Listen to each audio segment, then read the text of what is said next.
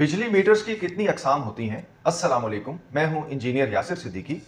अपनी गुज़िश्ता वीडियोज़ में मैंने बिजली के टैरिफ स्ट्रक्चर के हवाले से तफ़सील से बात की, जिसमें हमने डोमेस्टिक, कमर्शियल और इंडस्ट्रियल हर तरह के टैरिफ को देखा।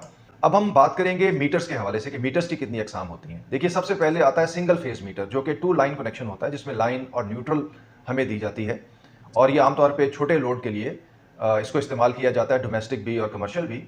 और जब डोमेस्टिक होता है तो इसमें स्लैब सिस्टम होता है, जो आपके यूनिट्स का इस्तेमाल बढ़ता जाएगा तो आपका बिल भी बढ़ता जाएगा। और कमर्शियल में आमतौर पे आपको यूनिफॉर्म रेट चार्ज होता है और इसमें तकरीबन आमतौर पे 40 एम्पेयर्स तक की रेटिंग होती है। जो हमारे कन्वेंशनल मीटर्स लगे हुए हैं उनमें मेन्यू बड़ा लिमिटेड सा होता है, 4-5 वैल्यूज़ होती हैं।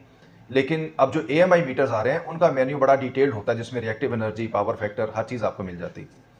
उसके बाद हम जब लोड बढ़ता है, जब 5 किलोवाट प्लस पे हम जाते हैं तो फिर 3 फेज़ मीटरिंग आ जाती है। 3 फेज़ मीटरिंग भी डायरेक्ट मीटरिंग होती है, यानी कि इसमें जो आपके ट्रांसफार्मर से लाइन आ रही है वो डायरेक्टली मीटर में जाती है और मीटर से आपको घर को कनेक्शन मिलता है या आपके कमर्शियल कनेक्शन मिलता है। तो ये 3 वायर्ड कनेक्शन होता है और एक न्यूट्रल होती है इसमें। तो इसकी मीटर की रेटिंग आमतौर पे 100 एम्पेयर्स तक होती है।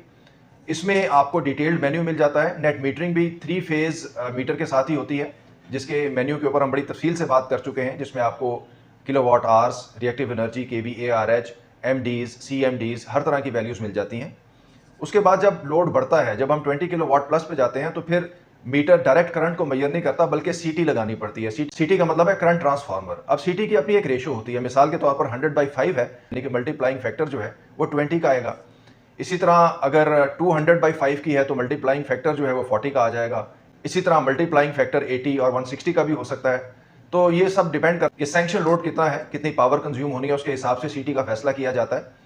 उसके बाद आते हैं ST मीटर्स। ST मीटर्स वो होते हैं जो कि ट्रांसफार्मर से पहले लगते हैं, यानी कि 11 kV की लाइन पे ST मीटर लगेगा और जब ST मीटर लगाया जाएगा तो उसके साथ PT पोटेंशियल ट्रांसफार्मर और CT करंट ट्रांसफार्मर दोनों लगेंगे और जब आपका बिल निकलेगा तो उसका मल्टीप्लाइंग फैक्टर, उसमें मल्टीप्लाइंग फैक्टर जो है वो PT और CT दोनों की रेशो इस्तेमाल होगी। अब पोटेंशियल ट्रांसफार्मर जो है वो बेसिकली हाई वोल्टेज को 110 वोल्ट तक ले आता है ताकि उसको मीटर आसानी से रीड कर सके। तो बेसिकली ये मीटर्स की 4 अक़साम हैं जिनके ऊपर सारा निज़ाम चलता है। तो इसके साथ ही मुझे इजाज़त दीजिए। अल्लाह हाफ़िज़।